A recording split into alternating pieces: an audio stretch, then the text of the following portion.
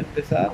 Eh, Vamos a comentar este texto que se llama The Nature of Data, perdón por mi inglés británico, de Nicholas Walliman. Este texto que se llama Research Methods, que si, lo, si tuvieran la oportunidad de visualizarlo, pues es un texto básico, ¿verdad? Incluso el subtítulo es The Basics, pero trae algunas reflexiones epistemológicas que a mí me parecen muy prudentes, sobre todo a la hora, al momento previo, digamos, de fundamentación teórica sobre la metodología, eh, y sobre cómo es el proceso de investigación y cómo es, digamos, el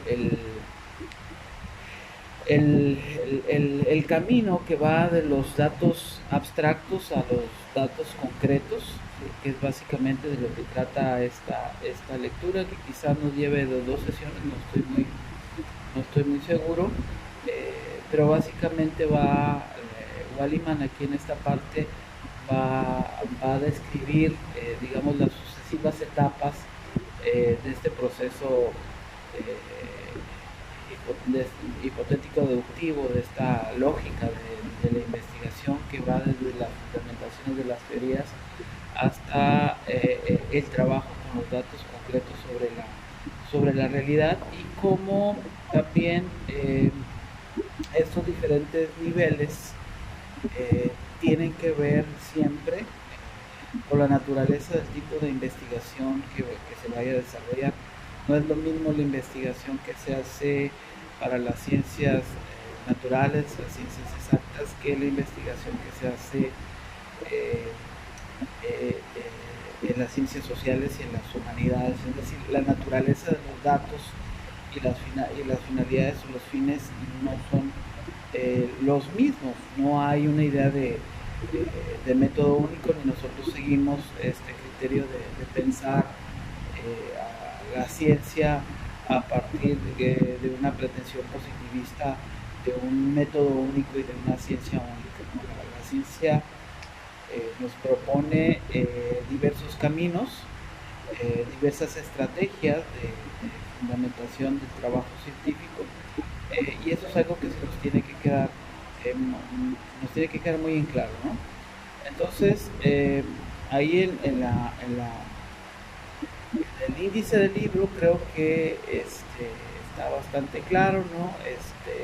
Las bases de la investigación, las bases de la teoría, eh, cuáles son los pasos para estructurar los proyectos de investigación, la ética de la investigación, que es un punto que abordaremos más adelante, el proceso de búsqueda y de revisión de la literatura, de lo que sería como que el estado de la cuestión, de las fuentes documentales de la investigación, el tema que vamos a ver hoy acerca de la naturaleza de los datos y de cómo utilizar los datos de acuerdo a la naturaleza de la investigación y a los objetivos que nos estamos proponiendo.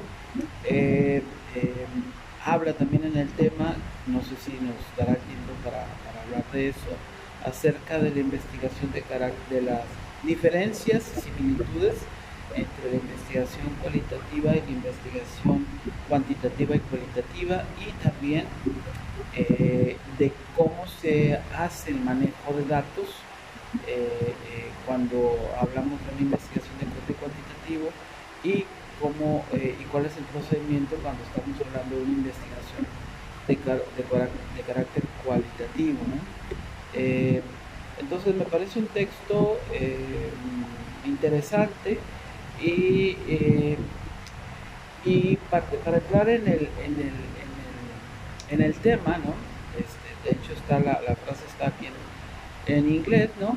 Este, eh, Walliman, voy a leer un poco en inglés y luego supongo que no hay problema con la traducción.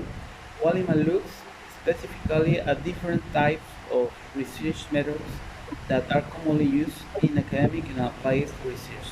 Entonces, va, nos va a hablar de los diferentes tipos de métodos de investigación, los que son más utilizados en el mundo académico y en la y en la investigación aplicada. Para este autor es muy importante entender qué tipo de la naturaleza de los datos, eh, y en función de la naturaleza de la investigación, las características de estos datos y sobre todo cómo pueden ser medidos o cómo pueden ser utilizados, ¿no? Estoy sacando algunas frases del texto mismo, ¿no? Este, y, eh, y otro de las finalidades del documento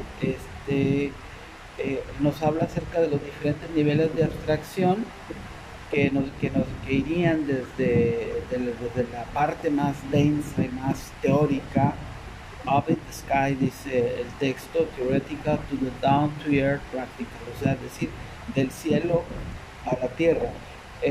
Ahora, es importante señalar que tanto el cielo como la tierra deben ser considerados.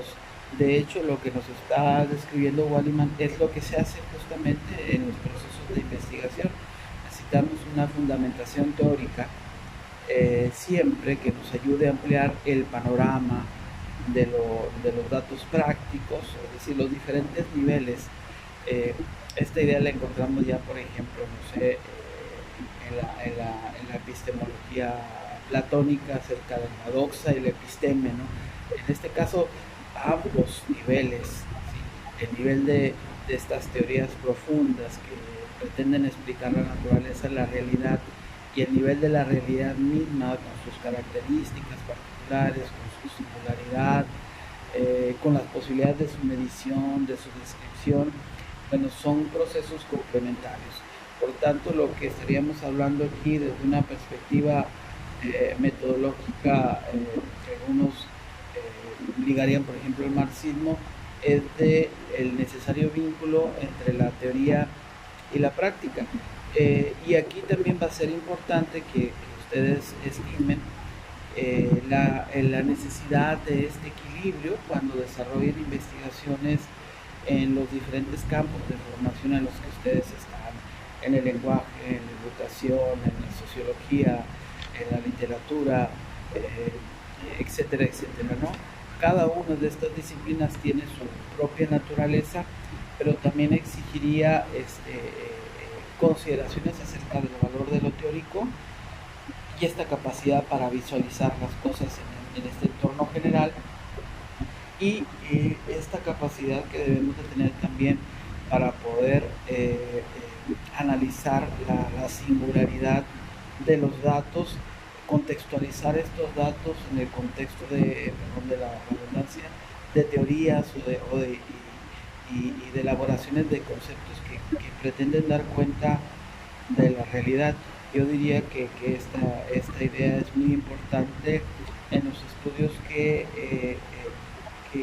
analizan fenómenos empíricos, por ejemplo en la sociología, cómo estos fenómenos empíricos son los que dan sentido a la formulación de teorías sobre el funcionamiento de la sociedad, de la dinámica social. Y luego el autor, no debo decir el autor, luego Walliman, pues señala lo que ya hemos señalado, que vivimos en una sociedad, en una era de la información.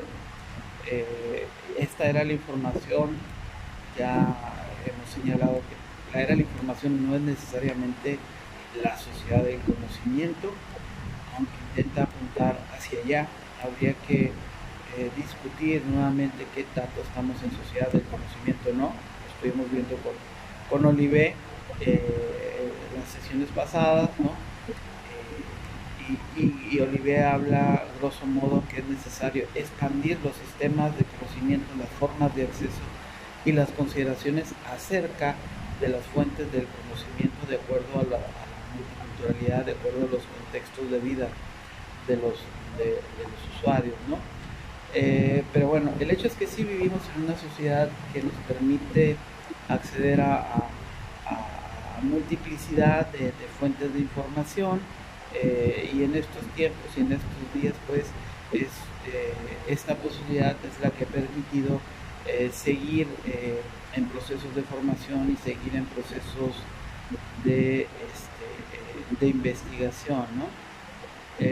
Dice por ahí, la investigación utiliza datos como materia prima para llegar a conclusiones sobre algún tema, y estos van a depender y el proceso mismo, ¿no? Depende del problema que se investiga y los datos que se deben de recopilar, ¿no? Siempre es importante esta consideración. Waliman va a insistir una y otra vez que hay que buscar los datos que son los necesarios, ¿no? Las fuentes de información, las singularidades mismas, en función del tema que estamos investigando, ¿no? Para eso, una de las cuestiones es eh, tener precisamente una claridad epistemológica y una formalización metodológica. Cuando uno se adentra en investigación, uno asume la importancia de la metodología digamos, un criterio que nos permite ir desarrollando y formalizando de la mejor manera los procesos de investigación. Cuando uno utiliza metodología, la metodología sirve como una guía que nos va clarificando el camino, que nos permite objetivar de mejor manera cuáles son las vías, cuáles son los caminos, porque uno tiene que recorrer. Entonces, la metodología, por un lado, la fundamentación epistemológica por el otro, que tiene que ver con dígame. ¿Sí? ¿Hay una pregunta? Perdón. Les estaba señalando pues que por un lado tenemos el nivel de la metodología, que nos permite tener una estructura sólida de los procesos de investigación. Por otra parte, una fundamentación epistemológica que tiene que ver con la naturaleza de las características de verdad, de objetividad, de fundamentación en la realidad de aquello que se está investigando, ¿no? Los criterios de validación de esa realidad que se está investigando. Pero lo epistemológico es, por supuesto, muy amplio, ¿no? Y que refiere a otro plano, que es el plano de lo ontológico, de lo que existe, de lo real, ¿no? Entonces, siempre en investigaciones es importante tener como un equilibrio en eso. Y quien aprende investigación, quien aprende los principios de la investigación, más allá de pensar la investigación como un manual de referencias o una camisa de fuerza, quien entiende la naturaleza de la investigación entiende cómo acercarse a la naturaleza de lo real y cómo poder desentrañar a través de estos procesos de investigación aquello que la realidad nos muestra pero no nos dice. ¿Sí? Tenemos que buscar qué nos dice, ¿no? Dice más adelante Waliman, muchos datos parecen ser muy sólidos y representar la verdad, pero no siempre es el caso, ¿no? ¿Por qué? Porque si la verdad es un proceso, los datos también pueden cambiar. Dice aquí, that are not only elusive but also ephemeral. Lo efímero de los datos, por ejemplo, cuando hablamos de investigaciones que miden los comportamientos sociales, por ejemplo, cuando cambian determinadas variables, un día no es exactamente igual a otro día, ¿no? Depende también de qué estemos hablando, ¿no? Pero esta consideración prudente de entender que hay diferencias también entre los diferentes tipos de investigación, entre las ciencias, digamos 2 más 2 siempre serán 4, eso no está sujeto a una movilidad, a una variación, es decir, la formalización no está sujeto a eso, pero mi comportamiento, mis actitudes, mi humor no va a ser el mismo de un día para otro, ni la manera en cómo yo voy a responder. O, por ejemplo, hoy si hablamos acerca de cómo están respondiendo los diferentes países a todo este fenómeno del encierro en el que estamos, bueno, no necesariamente es lo mismo todos los días, tiene que ver con muchas variables, ¿no? Entonces, esto es importante tenerlo en consideración, eh, sobre todo en función de las investigaciones de carácter cualitativo, de carácter observacional. De hecho, en los cursos previos que teníamos, planteábamos procesos de investigación cualitativos básicamente a partir de la observación y decíamos que para señalar tendencias o para poder hacer afirmaciones sobre algún fenómeno en particular, había que hacer al menos 3 o 4 observaciones para señalar la continuidad de un fenómeno y a partir de ahí comprenderlo e intentar explicarlo, ¿no? Y los datos no son solamente efímeros, sino también son corruptibles o manipulables, ¿no? ¿Por qué? Y esto tiene mucho que ver también con las cosas que se están presentando incluso en estos tiempos, ¿no? Con esto de las conferencias famosas del doctor López-Gatell, ¿no? Que si son reales los datos o que si no son reales los datos, que si la base estadística es adecuada o no es adecuada, si hay un sesgo, ¿no? Si hay una manipulación, en fin. De alguna manera tenemos pues que diferentes factores que introducen ruido. Este ruido contagia, por así decirlo, estos datos, y estos datos pierden de cierta manera su objetividad, pero esto es, digamos, de cierta manera no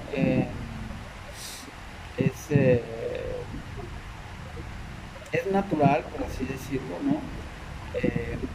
Hay algo de subjetividad siempre en el manejo de los datos. Sin embargo, la ciencia trata de establecer la mayor posibilidad de objetividad sobre los datos, ¿no? Pero no hay ciencia que elimine completamente la subjetividad, pero sí es posible acotar, aquí sí es posible acotar en buena medida con un tratamiento objetivo de los datos estas posibilidades de manipulación o de sesgo. Pero también recordemos que la investigación no es una cuestión que esté fuera de intereses específicos. Y vean, por ejemplo, un claro ejemplo del manejo sesgado de la información serían las encuestas, ¿no? Estas encuestas que dependiendo del tipo de preguntas pueden llevar a generalizaciones que no necesariamente corresponden a la realidad, ¿no? Entonces hay muchas posibilidades de estos sesgos, y quien desarrolla procesos de investigación debe tener clara conciencia de esto y debe tratar de acotar ese tipo de elementos, ¿no? Que permiten la manipulación de la realidad y por lo tanto llegar a conclusiones que no corresponden con la verdadera, ¿no? Entonces hay que insistir al investigador, dice Waliman, de que los datos que utilizan no son infalibles, ¿no? Y también hay que tratar de evitar en la medida de lo posible utilizar estos datos de una manera soft, de una manera suave o light, diríamos, ¿no? Y sobre todo en los procesos de investigación uno no puede poner como cuestiones como sentencias como yo creo que, o se supone que, o como se sabe, eso no son redacciones académicas, ¿no? Establecer universalizaciones, que son en lógica llaman falacias, que porque lo pienso yo es verdad, o porque lo dice la gente es verdad. La ciencia no procede así, ¿no? La ciencia procede con un análisis riguroso. La ciencia pone todo en entredicho, pone en entredicho siempre sus propios fundamentos, sus propios procesos, los que los somete a una revisión constante. Y el hecho de que tengamos un cierto conocimiento sobre muchas cosas no significa que lo creamos a pie juntillas, pero tampoco significa que lo vamos a dejar totalmente de lado, ¿no? O sea, en cierta medida tenemos elementos de información que son los que necesariamente tenemos que utilizar en los procesos de investigación, pero siempre son perfectibles. Entender eso es importante para no creer que estamos ya en el conocimiento definitivo de la naturaleza de la realidad, en ninguna ciencia y en ninguna disciplina. Más adelante, Waniman nos va a hablar acerca de los niveles de abstracción, va a señalar cómo estos niveles de abstracción son evidentes en los procesos de investigación. Pregunta aquí, ¿cómo se relacionan los datos, las materias primas las materias primas de la investigación con el conocimiento en su conjunto? Forman parte de una jerarquía de información que va de lo general a lo particular, de lo abstracto a lo concreto. Es importante comprender esta jerarquía, lo que hace posible es componer los problemas de investigación expresados en lenguaje teórico en componentes más prácticos que se pueden medir de alguna manera. Es esto que hemos estado señalando, ¿no? Este proceso de abstracción que va desde las teorías a los datos, es importante entenderlo como niveles epistémicos, como niveles de conocimiento. Tenemos un primer nivel que es un nivel de generalización, el nivel de la teoría, de aquello que explica en general la ocurrencia de un fenómeno. Teoría no es lo mismo que ley, lo sabemos, ¿no? Teoría es un conjunto de supuestos, de afirmaciones y de principios que quieren interpretar y dar cuenta de un aspecto específico de la realidad. Las teorías, recordemos, también son lo que en la perspectiva de Kuhn constituyen, digamos, el nivel básico de formación de los paradigmas científicos, ¿no? Los paradigmas científicos se sostienen con teorías que dan cuenta de la realidad, teorías que siempre están en la posibilidad de cambiar, de transformarse, de falsearse, diría por ahí Popper, ¿no? Es decir, una teoría es operativa en la medida en que sus supuestos más generales no hayan sido contradecidos por la realidad misma y por los procesos de investigación de esa realidad, ¿no? Ese es el funcionamiento de los paradigmas de los que habla Kuhn. Y Kuhn, para terminar un poco la idea, habla de periodos de ciencia normal cuando hay paradigmas dominantes que nos dan una explicación acerca del cosmos, acerca de la naturaleza, acerca de la sociedad, y en la medida en que estos paradigmas se empiezan a fragmentar, que empieza a dudarse, que empiezan a generarse nuevas hipótesis o que empiezan a desmentirse también la validez de estos paradigmas, se entra en un proceso de ruptura, de quiebre epistemológico, de tensión epistemológica que van a producir las revoluciones científicas, y de estas revoluciones científicas se van a generar nuevos paradigmas que van a suponer nuevas teorías para explicar lo real. Sintéticamente, Walliman nos habla que es de esta jerarquía epistemológica y la divide en cinco elementos. Primero nos habla de la teoría, a la que define como declaraciones abstractas que hacen afirmaciones sobre el mundo y cómo funciona. Los problemas de investigación, dice, generalmente se plantean a nivel teórico, ¿sí? Porque son el primer nivel, el nivel general, el nivel abstracto, vamos a decir, universal, que está haciendo, sin embargo, una afirmación sobre el mundo, que está dando una explicación general acerca de cómo este mundo funciona, de la dinámica de lo real, ¿no? de aquello que se está de aquello que se está haciendo alusión, ¿no? Y este es un nivel conceptual, ¿sí?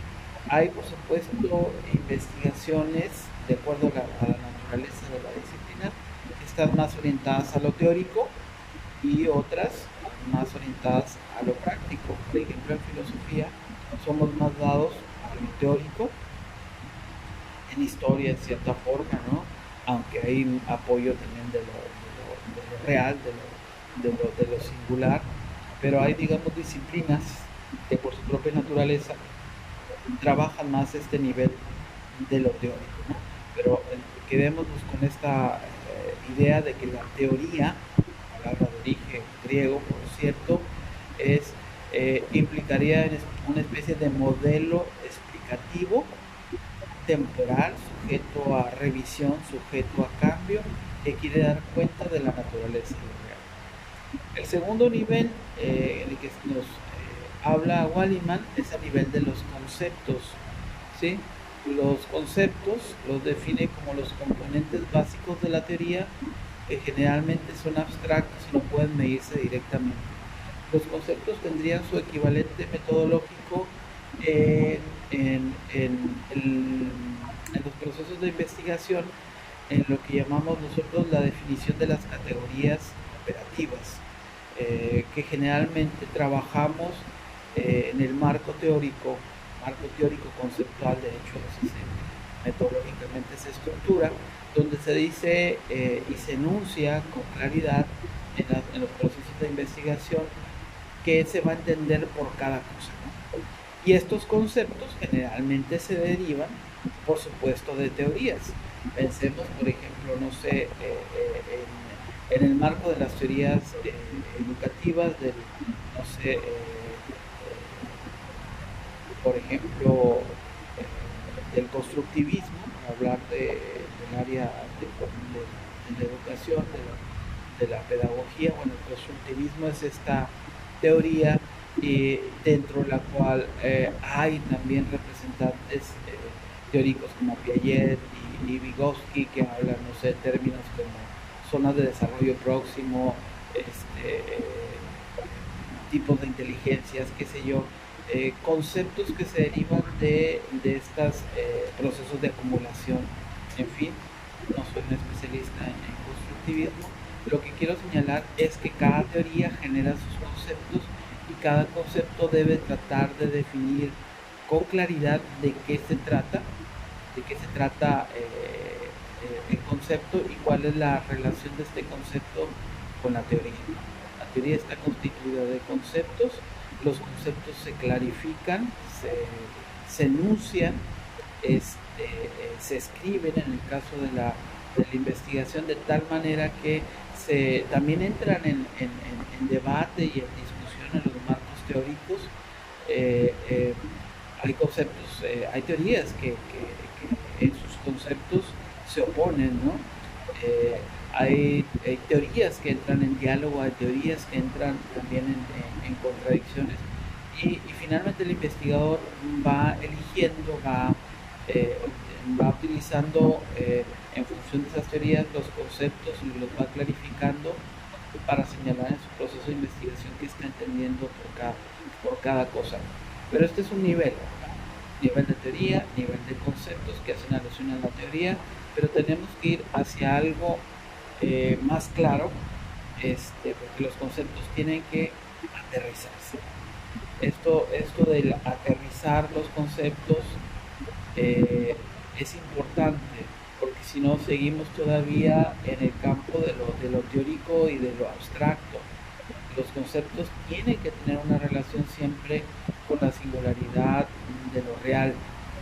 Una de las cuestiones que yo he señalado, todos los que me conocen, es que es importantísimo que las teorías sociológicas, filosóficas, históricas, en fin, sigan el dinamismo de lo real.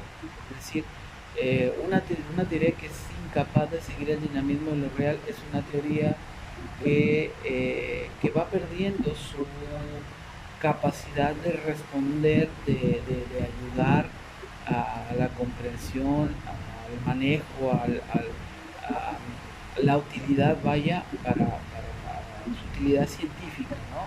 Es decir, su carácter también, vamos a decirlo así, de herramienta para entender lo real. Tenemos que seguir el dinamismo de lo real. Fíjense estos nuevos tiempos como justamente es muy importante entender este dinamismo de lo real en función de estos fenómenos emergentes, ¿no? Bueno, sigo con el tercer nivel, que es el nivel de los indicadores, ¿no? Los indicadores que me dan pistas, que, como dice aquí Walliman, son fenómenos que apuntan a la existencia de los conceptos. Ya veremos indicadores sobre desarrollo humano, indicadores sobre esto que va en relación a conceptos que van en función de teorías.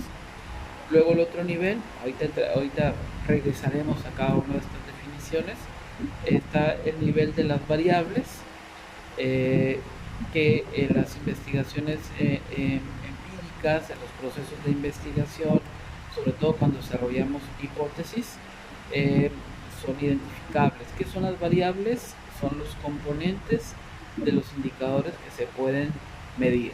Hay variables directas, variables indirectas, en fin, ya veremos un poquito eso, ¿sí? Pero variables justamente, fíjense, desde el mismo nombre lo está diciendo, ¿no? Variables quiere decir que pueden variar, que se pueden presentar en mayor o menor medida, ¿no? Que van en función de las características del fenómeno que se está analizando o que se está manipulando, etcétera, etcétera, ¿no? Piensen ustedes hoy en día, por ejemplo, en estos desarrollos acelerados que se están llevando a cabo en todo el mundo, en laboratorios de todo el mundo, para tratar de desarrollar tratamientos eficaces contra el COVID, una vacuna en particular. Bueno, ahí evidentemente que la perspectiva de tomar en cuenta las variables es muy importante, ¿no? Y luego tenemos un último nivel dentro de esta jerarquía que nos propone Walliman, que son los valores. Los valores son las unidades reales de medida de las variables, son, dice Walliman, los datos en su forma más concreta, más singular. Y pone un ejemplo, el ejemplo de estos niveles epistémicos: teorías, conceptos, indicadores, variables y valores. El ejemplo que nos pone Walliman dice, por ejemplo, la pobreza, ¿no? Teoría general. La pobreza conduce a una mala salud. La relación pobreza-salud. Conceptos que tienen que ver con esta teoría, que sería casi como, en este ejemplo, como una especie de hipótesis de afirmación: pobreza y mala salud, ¿no? Tenemos que definir, si hacemos una investigación, en ese corte tendríamos que definir qué entendemos por pobreza, qué entendemos por mala salud, en oposición también, evidentemente, a la salud. Habría que hacer una distinción entre qué es salud qué consideramos salud y qué consideramos mala salud, y luego hacer una correlación entre esa mala salud y, la pobreza, ¿no? La correlación, como la correlación lógica entre la pobreza y lo que implica, y la mala salud en los sujetos, ¿no? ¿Cuáles son estos indicadores?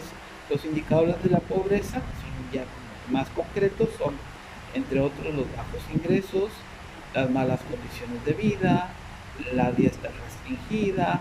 Esos son indicadores de pobreza que significan que pues, los sujetos presentan una serie de situaciones que los hacen justamente estar en estas condiciones de pobreza y de mala salud. Entonces, indicadores de pobreza, bajos ingresos, malas condiciones de vida, dieta restringida, etcétera, y algunos otros que se les hayan ocurrido o se puedan ocurrir a ustedes. Luego tendríamos las variables. ¿Cuáles son las variables de las malas condiciones de vida?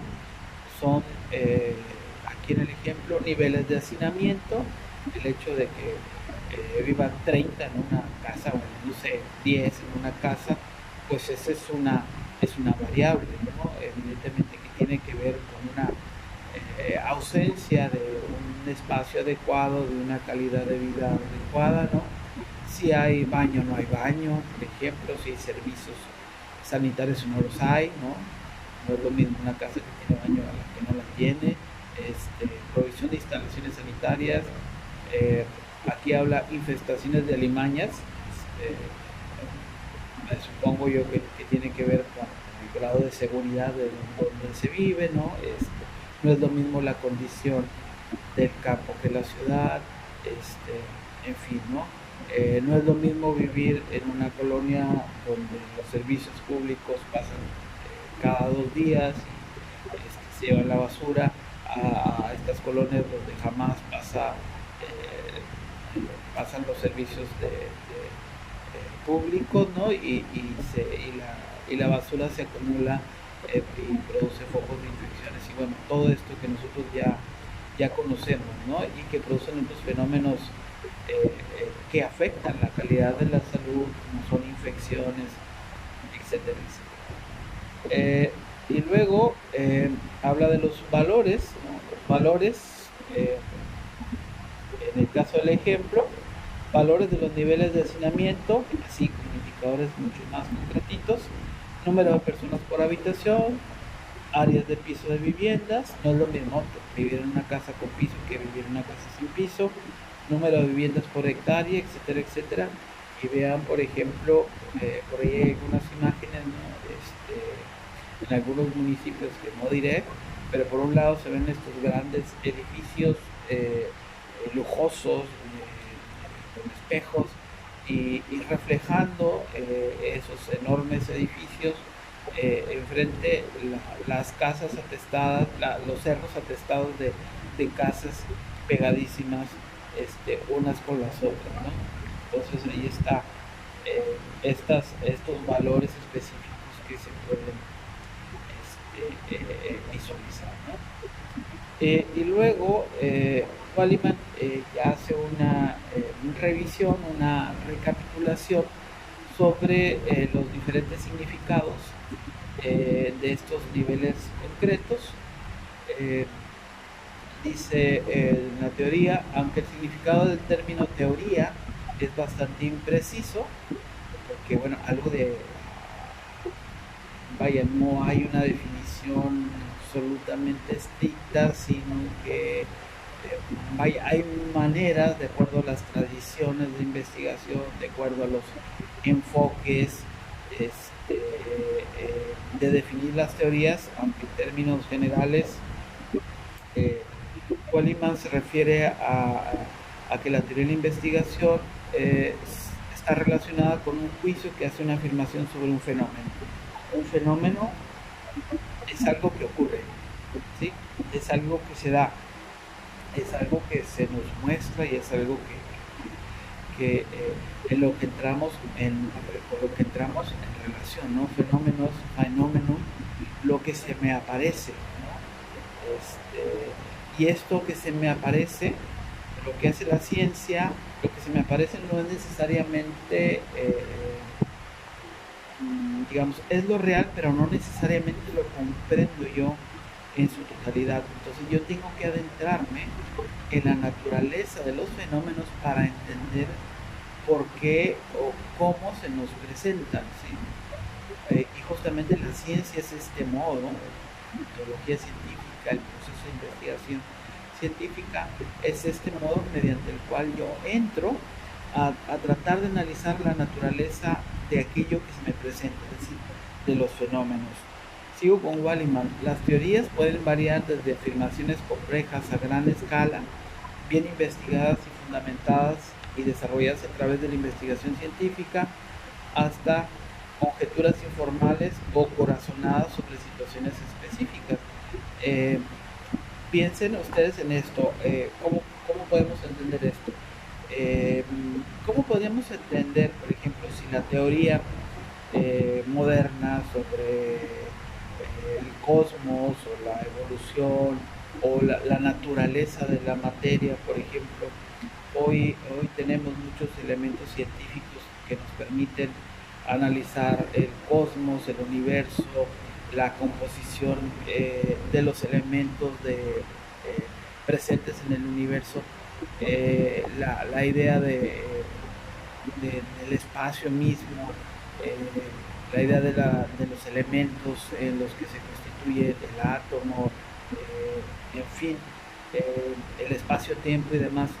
Todos estos elementos técnicos que tenemos ahora para fundamentar las teorías, eh, sin embargo, han existido y que nos permiten, bueno, ampliar nuestro conocimiento. Sin embargo, han existido desde mucho antes teorías que sin tener, pienso en los atomistas griegos, Leucipo, Demócrito, y otros, me quiero acordar ahorita del autor del texto de la naturaleza y las cosas, Lucrecio, cómo estas teorías que hablaban acerca del universo y del cosmos no estaban fundadas más que en especulaciones, en intuiciones, sin elementos objetivos, sin posibilidad de tener técnicas observacionales en ese momento para poder especular. Entonces, las especulaciones también tienen un papel importante, las intuiciones, y a veces las especulaciones son los primeros, digamos, son las primeras etapas que posteriormente, cuando se tiene la posibilidad del acceso a los medios técnicos, van configurando nuestras teorías, ¿no? Las van desafiando, las van perfeccionando, como dice Walliman, o van desarrollando nuevas teorías. Pero son procesos también, las teorías también deben ser entendidas como procesos acumulativos, diríamos, ¿no? Dice, como las declaraciones de teorías tienden a expresarse en términos abstractos, es necesario desglosarlas en sus partes constituyentes para examinarlas, y este desglose, lo que decíamos, se hace como desglose de conceptos que se van definiendo con claridad los elementos que integran las teorías y conceptos que se interrelacionan entre sí, ¿no? La Universidad de California en Berkeley define una teoría como una explicación amplia y natural para una amplia gama de fenómenos. Las teorías tienden a ser concisas, coherentes, sistemáticas, predictivas y ampliamente aplicables, a menudo integrando y generalizando muchas hipótesis. Fíjense en estas características de que las teorías deben ser concisas, es decir, aunque son básicamente descriptivas, el hecho de que sean descriptivas no implica que la argumentación en la cual se construyen esté fuera de esta lógica, ¿no? Si una teoría, hay un principio en ciencia que es un principio de economía, ¿no? Si algo puede ser explicado de una manera sencilla, hay que explicarlo de la manera sencilla. No hay necesidad de barroquismos en la ciencia, ¿no? Mientras más conciso, es más claro, es más coherente, por supuesto es sistemático, es decir, nos da una explicación de la totalidad. Las teorías también son predictivas, sirven para poder predecir tendencias, para poder predecir qué es lo que va a suceder. Esto, por ejemplo, que estamos atravesando de esta pandemia, pues ya había sido teorizado como una posibilidad, ¿no? Había la devastación de la naturaleza y toda esta falta de respeto al espacio de animales silvestres y demás, pues tenía la posibilidad de convertirse eventualmente en un proceso de transmisión de nuevas enfermedades conocidas por los seres humanos, ¿no? Entonces ya había teorías que hablaban al respecto. Cualquier teoría científica debe basarse en un examen cuidadoso y racional de los hechos, ¿sí? Es importante también que recordemos con Saga, de todas las que vimos, la distinción básica entre la ciencia y la pseudociencia, ¿no? Las teorías siempre, las teorías científicas siempre se van a fundamentar en elementos racionales, ¿no? En un examen cuidadoso y racional de los hechos. Los hechos y las teorías son dos cosas diferentes, pero conectadas. En el método científico hay una clara distinción entre los hechos que pueden observarse o medirse y las teorías que son explicaciones e interpretaciones de los hechos por parte de los científicos. Una parte importante de una teoría científica incluye declaraciones que tienen consecuencias observacionales, es decir, en el caso dependiendo de la naturaleza de la disciplina que estemos hablando. Otra característica de una buena teoría es que se formó a partir de una serie de hipótesis que se pueden probar de forma independiente. Y en la medida en que estas hipótesis se sigan comprobando, pues esta teoría va a seguir teniendo un sustento, va a seguir teniendo una vigencia, ¿no? Y luego vamos hacia el término concepto, que yo creo que va quedando claro, ¿no? Esta cuestión de los niveles epistemológicos. Un concepto, dice Walliman, es un término para un fenómeno particular, a menudo bastante abstracto, como alienación, socialismo, equilibrio, sociedad, pero también puede ser bastante concreto, como animales, pueblos e ingresos. Utilizamos conceptos todo el tiempo, ya que son una parte esencial de la comprensión del mundo y la comunicación con otras personas. Los conceptos tienen esta característica, que tienden a ser compartidos por unos y otros, ¿no? Los conceptos se fundamentan en teorías, pero los conceptos son, en tanto expresiones más concretas, tienden a ser compartidos. Si tenemos un concepto de hombre, tenemos un concepto de perro, tenemos un concepto de y así, etcétera, y adjudicamos propiedades y características a estos conceptos. Muchos conceptos comunes son compartidos por todos en una sociedad, aunque existen variaciones en el significado entre diferentes culturas e idiomas. Y una de las aspiraciones también del discurso científico o de la ciencia es que estos conceptos se entiendan más o menos de la misma forma, es decir, se plantea una universalidad de estos conceptos, así como cuando yo digo pandemia, todo el mundo entiende o debe entender de qué estamos hablando, ¿no? Esa es la característica. Independientemente de cómo se diga, ¿sí? En diferentes culturas, el concepto alude a algo que se puede comprender más o menos de la misma forma, ¿no? Es decir, a la universalidad de lo que remite, ¿no?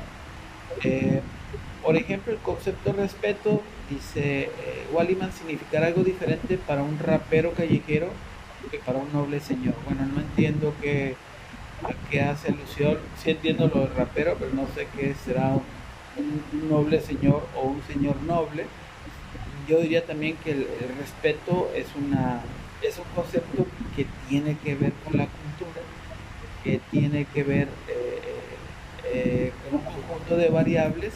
Es decir, los conceptos aquí, por un lado, tenemos conceptos que pretenden la universalidad, que son los conceptos científicos, y otros conceptos que estarían como que sujetos al peso de la variación cultural, como justamente este término de respeto, ¿no? O el concepto de identidad, por ejemplo, ¿no? ¿Qué entendemos por identidad? También podría ser diverso. Entonces, esto también nos va arrojando otro indicador importante, que los conceptos que no tienen esta capacidad de universalizarse eh, eh, van en función de contextos, y desde ese contexto deben ser comprendidos, y que muchas veces en las ciencias humanas estos conceptos son nuestro material de trabajo, ¿no? Dice Walliman, algunos conceptos solo pueden ser entendidos por expertos en disciplinas particulares, por ejemplo, dermatoglifos, no sé qué es milfoil, paracronismo, socialización anticipatoria, en fin, hay algunos conceptos con esta idea de los expertos, eh, bueno, los que están en campos disciplinarios entienden perfectamente determinados términos, que están obligados a entenderlos. Bueno, esos son los conceptos fundamentales, ¿no? Por ejemplo, en filosofía, hablar de metafísica, o hablar de ontología, o hablar de silogismos, o hablar de falacias. Bueno, para quienes están en el campo de la filosofía se supondría que tienen que dominar esos conceptos, pero que no necesariamente el resto tiene que entender esos conceptos. Entonces, una parte importante del trabajo que se hace en las disciplinas, yo hablo aquí por el caso de filosofía, es este asunto de hacer como una especie de traducción, ¿sí? De estos conceptos que pueden ser muy teóricos o muy especializados, eh, eh, cuando queremos llevarlos a otros grupos de personas no necesariamente especializados en estos términos, ¿no? Es decir, hacerlos significativos, hacerlos comprensibles, no quedarnos en el lenguaje del experto. Eh, Se ha dicho que en filosofía, si nos quedamos en ese nivel del experto, pues bueno, nadie nos va a entender. Tenemos que naturalizar de alguna forma el lenguaje sin perder la rigurosidad, pero sí como que traducir, ¿no? ¿Qué entendemos por cada cosa? Y así en cada disciplina. Estoy simplemente dando un ejemplo. Aquí hay un cuadrito que yo tomé por ahí de la red, ¿no? Donde el concepto es una denominación que hace alusión a la realidad, que también representa un discurso especializado, ¿no? Un discurso que tiene que ver con un campo de conocimiento. Los conceptos deben estar claramente definidos para que todos puedan entenderlos de la misma manera. Esta es una de las aspiraciones fundamentales en los trabajos de investigación en el campo de la ciencia, ¿no? Esto es relativamente fácil en las ciencias naturales, donde son posibles definiciones precisas de conceptos, planos con ondas de radio, aceleración y elementos. Pero en las humanidades y las ciencias sociales es más complicado, ¿no? Eso es una de las cuestiones que nosotros debemos tener muy, muy claros, ¿no? Que la naturaleza de nuestros conceptos varía, es distinta, y de hecho ahí hay un profundo debate acerca de cómo utilizamos estos conceptos y cómo vamos construyendo nuestros procesos de investigación. En otra sesión haré alusión a estos debates que se han suscitado desde el siglo XIX respecto a la validez de la objetividad de las llamadas ciencias del espíritu y de la cultura en complementariedad, que no en oposición a las ciencias de la naturaleza, ¿no? Lo que algunos llaman las Geistwissenschaften y las Naturwissenschaften. Es un debate que traeremos en otro día para tratar de entender cómo este proceso de búsqueda de la objetividad científica en las ciencias humanas y de la cultura pues tiene una profunda raigambre y también toma en cuenta la naturaleza específica de las cosas que nosotros hacemos, ¿no? Cómo definir de manera universal conceptos como belleza, honor, motivación, parentesco, ¿no? Cuando estos conceptos, como dice Walliman, se basan muchas veces en opiniones, en emociones, en valores, en tradiciones, etcétera. ¿Qué margen nos da esto como para poder seguir pensando en esa pretensión de objetividad, ¿no? Los conceptos que son de naturaleza abstracta, perdón, sigo con los indicadores, perdón. Los conceptos que son de naturaleza abstracta pueden ser difíciles de detectar, evaluar o medir. Tomen la ansiedad como un ejemplo. ¿Cómo podría detectar esta ansiedad en una persona? Hay indicadores de ansiedad, ¿no? A lo mejor ustedes ya están ansiosos que se acabe la clase. La respuesta, dice Walliman, es buscar indicadores. Esos fenómenos, que son esos fenómenos perceptibles que dan una indicación, que nos van mostrando de alguna manera, que dan una indicación de que el concepto está presente. En este ejemplo, dice Walliman, los signos que pueden indicar ansiedad pueden ser temblor, expresión facial preocupada, ritmo de arriba abajo, sudoración, falta de aliento, etc. En la mayoría de los temas científicos y técnicos, los indicadores suelen estar bien definidos y universalmente aceptados. En las humanidades y las ciencias sociales, estas generalmente deben de definirse cuidadosamente en cada proyecto de investigación, ya que a menudo falta este consenso, es decir, cuáles son los indicadores, y esa es parte también del trabajo que se tiene que desarrollar, cuáles son los indicadores que van a estar en relación con estos conceptos que nos van a permitir detectar la ocurrencia de un fenómeno determinado. Luego tendríamos las variables, ¿sí? Que como ya hemos señalado, las variables tienen que ver con aquello que varía, que se presenta o no se presenta, que toman en cuenta justamente esta naturaleza real de la dinámica del movimiento de lo real. Para medir la extensión o el grado de un indicador necesitará encontrar un componente medible, dice Walliman.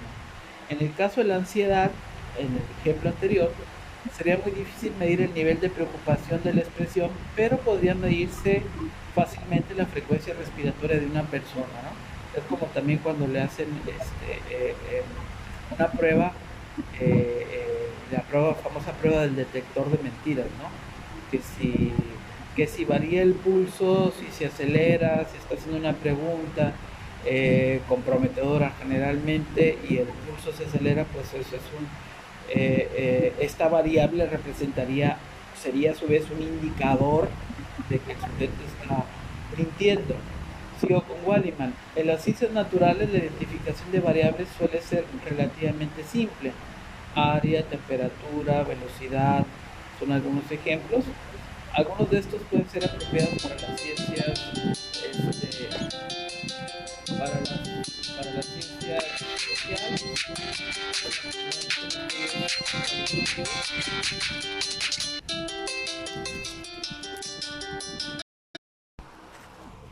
Bueno, perdón, ahí sonó una alarma. Bueno, entonces decíamos, algunos de estas variables, algunos de estos ejemplos son apropiados para las ciencias sociales, particularmente en estudios cuantitativos, como por ejemplo el número de personas en una manifestación, el tipo de ocupación, los ingresos, etcétera, etcétera. Continuamos. Este, una variable, ya sabemos, es un concepto menos abstracto del concepto del cual proviene, y una característica es que las variables se pueden observar en la realidad. Las variables van a contener indicadores a través de los cuales se pueden contar o medir aspectos concretos del concepto. Una variable, la definición, es un aspecto, propiedad o dimensión, es una característica observable en un objeto de estudio y puede adoptar diferentes valores o categorías. Todas las cosas, todos los fenómenos y todas las propiedades y características que pueden cambiar cuantitativa o cualitativamente se denominan variables.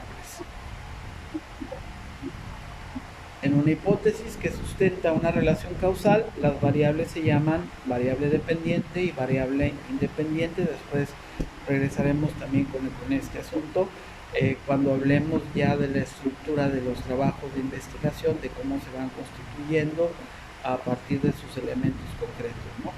La variable que se supone causa el efecto en la otra, manejada por el investigador, es la variable independiente, y sobre la que se produjo el efecto es la variable dependiente. Hablemos del último nivel, del nivel más concreto, según Wallimann, que va, insisto, de las teorías a la realidad misma. Y aquí la considera Wallimann, este último nivel es el nivel de los valores. Y este nivel de los valores son las unidades de medida utilizadas para medir las variables. El nivel de precisión de la medición depende de la naturaleza de las variables y del tipo de valores que sean apropiados. Ciertos estudios científicos requieren de que las variables se midan de manera increíblemente precisa. En algunas disciplinas, las ciencias formales y las ciencias de la naturaleza, que es necesario que así sea en la física, por ejemplo, ¿no? Dependiendo del tipo de conocimiento, del tipo de, incluso en la tecnología, por ejemplo, en la aplicación de la ciencia concebida como tecnología, mientras que algunas variables sociales solo se pueden medir en una escala diferenciada, ¿no? Como de acuerdo, neutral, desacuerdo, las escalas de Likert, por ejemplo, en fin, hay diferentes niveles, pues, de estas mediciones que se hacen en este último nivel, ¿no? Y luego hay un esquemita que resume los niveles de abstracción, ¿no? Tenemos arriba more abstract, y abajo more concrete, más abstracto y más concreto. Y entonces tenemos la teoría, los conceptos, los indicadores, las variables, los valores, ¿no? La pregunta principal, las preguntas secundarias, que corresponderían en la estructura de los procesos de investigación a este desglose, ¿no? Que va de una primera cuestión, una pregunta principal, las preguntas secundarias, los tipos de datos, las medidas de datos y las mediciones. Estos elementos que recoge Wallimann están presentes en los procesos de investigación, ¿sí? Tienen que ver con este desglose, tienen que ver con este proceso que nos va permitiendo reconocer las propiedades de lo real. Casi termino para dar pie a un diálogo sobre todos estos temas que hemos estado viendo. Los datos vistos como bits de información pueden estar en cualquier nivel de abstracción, es decir, pueden presentarse como teorías o como conceptos o como variables, etc. Los proyectos de investigación generalmente comienzan en el extremo más abstracto del espectro para pasar a lo más concreto ante la investigación y volver al resumen en las conclusiones. Los datos que pueden manipularse, medirse y analizarse tienden a estar más al nivel de los valores, pero en muchas asignaturas de humanidades y ciencias sociales las variables pueden ser difíciles o incluso imposibles de medir con valores precisos. Y esto es algo de lo que también volveremos a hablar, ¿sí? Pero que no implica, de hecho, que no sea posible realizar estudios científicos o tener objetividad a pesar de las dificultades epistemológicas de nuestros objetos de estudio. Dice aquí, y trato de leer, you can relate this level of frustration to how to structure your research. Your title and main research question will be expressed at a theoretical level, and your sub-question will be about the separate concepts. In order to investigate this, you will need to find out what type of measures can be used to assess the existence and scale of the concepts, then scales that can be used in the measures. In example, the type of measurements, and finally the actual measurements that provide the basic data for analysis. Perdón por mi inglés no británico. Y la traducción, ¿no? Puede relacionar estos niveles de abstracción con la forma de estructurar su investigación, su título y su pregunta principal de investigación se expresará a nivel teórico y sus subpreguntas serán sobre los conceptos separados. Para investigar esto necesitará averiguar qué tipo de medidas se pueden usar para evaluar la existencia y la escala de los conceptos, luego las escalas que se pueden usar en las medidas, es decir, el tipo de medidas, y finalmente el valor real. Bueno, voy a dejarle aquí, dejarle aquí para dejar para la otra sesión. Creo que han sido muchos elementos y quiero dar un tiempecito para el diálogo con ustedes. En la próxima sesión seguiremos recorriendo un poco, ahorita nos ponemos de acuerdo para seguir con lo que llama Wallimann los datos primarios y los secundarios y cómo se van a utilizar, y luego complementar también en la última parte de este capítulo con las características de la investigación cuantitativa y la investigación cualitativa, complementando tanto lo que nos dice Wallimann en el texto. Entonces voy a dejar de compartir esto y vamos a entrar a la sesión de preguntas, comentarios. Entonces estamos a buena hora, pueden abrir sus micrófonos si tienen dudas, si tienen dudas al respecto, pues bueno, señálenlas. Yo creo que en términos generales el texto de Wallimann nos está hablando de cómo se estructura el conocimiento científico, de los diversos niveles de abstracción, de cómo se van decantando estos niveles para ir de lo universal a lo singular, de este proceso deductivo, hipotético deductivo de la investigación, de la relación del todo con las partes, ¿no? Y bueno, y después de la relación de las partes con el todo, haciendo alusión también a las digamos, a las diferentes tradiciones de investigación, a los diferentes campos de investigación. No es lo mismo la investigación en las ciencias de la naturaleza o en la formalidad de las matemáticas o la geometría, que la investigación en las ciencias humanas, en la psicología, en la sociología, en la historia y por supuesto en la literatura, en el lenguaje, que también es una cuestión muy variable también y no sometido al rigorismo de, por ejemplo, las leyes de la física, aunque también habría que señalarlo que últimamente nuestras nociones acerca de la objetividad total y de las visiones deterministas de las ciencias de la naturaleza pues también se han fragmentado con la emergencia de teorías como el caos y la complejidad, ¿no? Pero bueno, vamos a dar pie a comentarios suyos, por favor, preguntas específicas antes de ir cerrando. Abran sus micrófonos, por favor.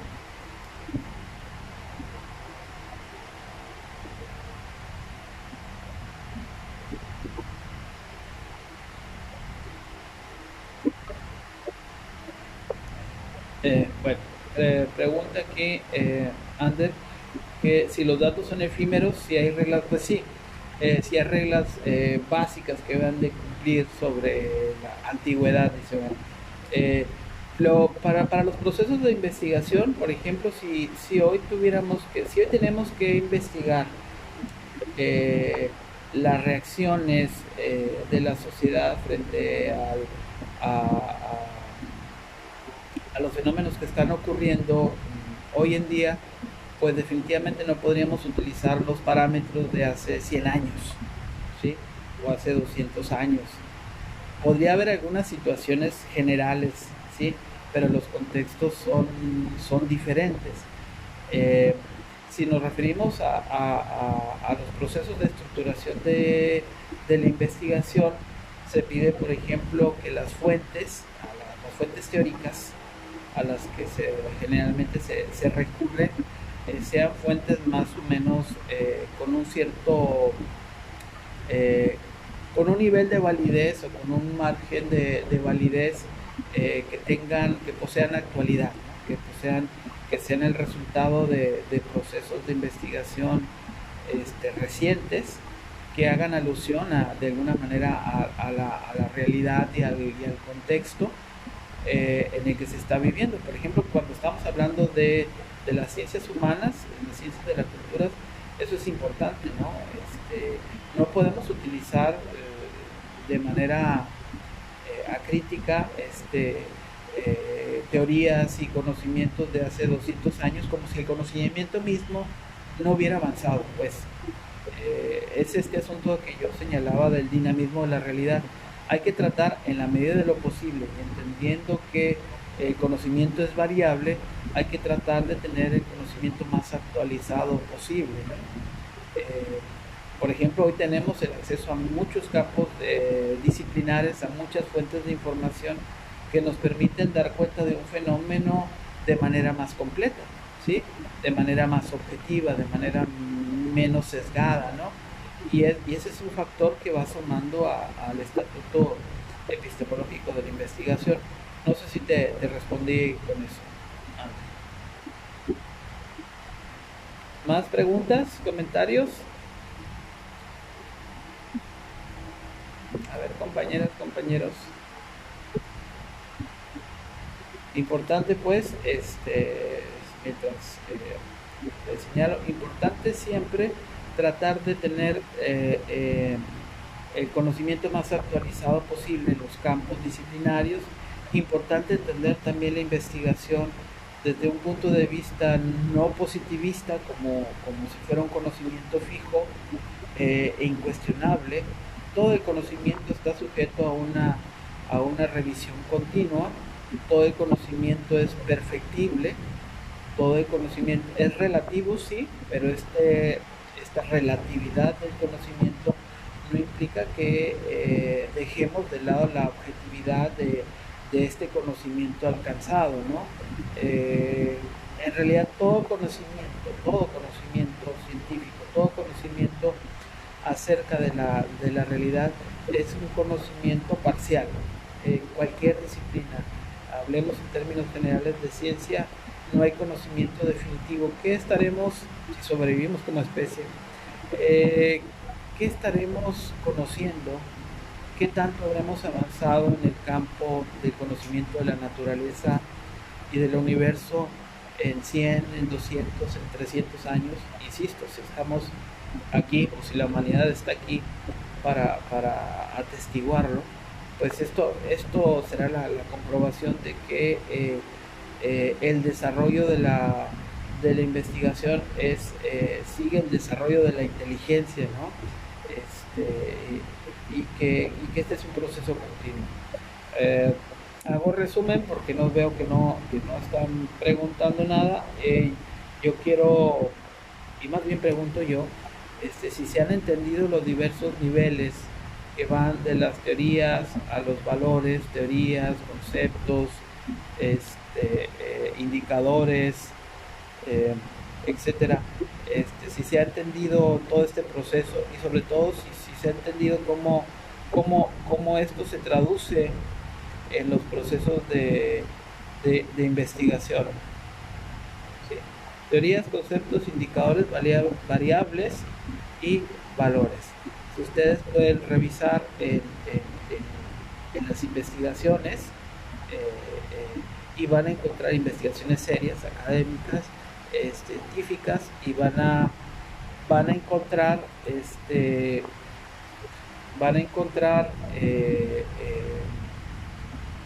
estos elementos que son elementos de validación científica. ¿Más preguntas, compañeros? ¿Nada? A ver, venga. ¿Qué no entendió de la teoría?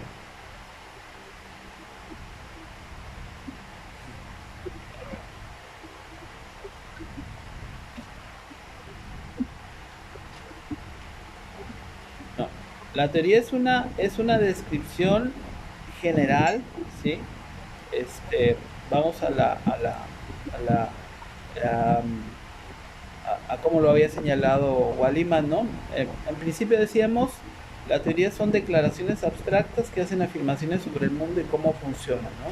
Que es el nivel más general o más universal de explicación de aquello que sucede, ¿no? La teoría, palabra de origen griego decíamos, hace una afirmación sobre un fenómeno, pero lo hace en el máximo nivel de abstracción y es de carácter descriptivo. Generalmente la teoría también representa la acumulación de un conjunto de conocimientos que se organizan, ¿no? Que se interrelacionan y que constituyen la base de los paradigmas científicos, ¿no? Por ejemplo, usted puede ubicar qué significa la teoría de la evolución, ¿no? La teoría de la evolución. ¿Y por qué decimos teoría y no estamos diciendo ley? Cuando decimos que una de las características de la teoría que trata de describir la realidad es que la realidad es cambiante, ¿no?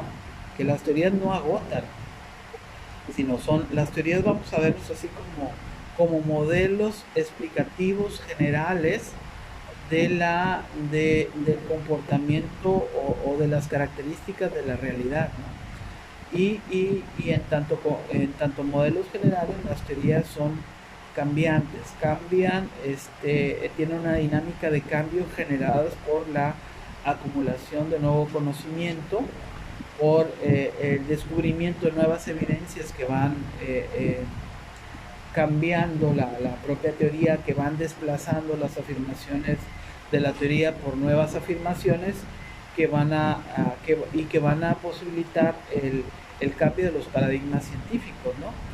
Una teoría no es, decíamos también, no es lo mismo que una ley, ¿no? Y las leyes científicas se nos presentan como regularidades que siempre operan de la misma forma, ¿no? Como el hecho de que en el vacío un objeto cae a 9, bueno, no me acuerdo la velocidad, velocidad es igual a distancia sobre tiempo, que hay constantes, ¿no? En el vacío un objeto cae a 9.8 metros por segundo o algo así, ¿no? Eso es una ley, ¿no? O como la ley de la gravitación universal o ese tipo de cosas que se refieren a procesos que se dan con una regularidad total. Habría quien cuestionaría estos conceptos de las leyes científicas, pero lo que sí decimos es que las teorías científicas siempre tienen como característica esencial que se renuevan.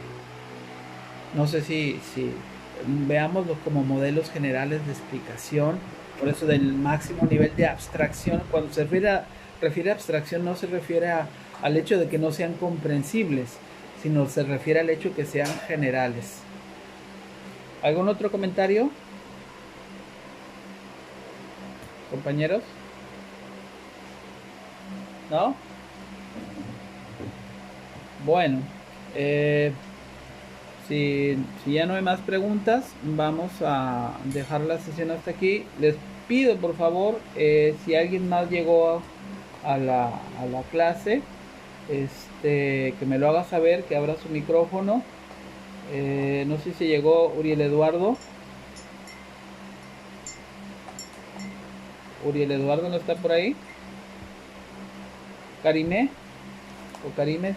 Karime, sí, ahí está, Karime. Omar Antonio.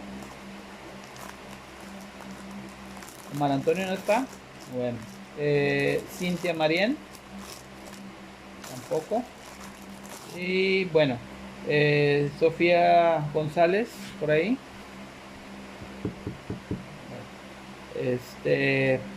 Vamos a dejarle aquí. La próxima sesión vamos a continuar con la parte final del texto de Walliman. Entendiendo, perdón, que esto va a ser un ratito y que creo que hay una exposición. Preparen la exposición para el lunes. Si hay dudas al respecto, me lo hacen me lo hacen saber. Igual ahorita fuera de clase les contesto, fuera de la sesión. Entonces cuídense mucho. Nos estamos viendo. Mándeme, dígame.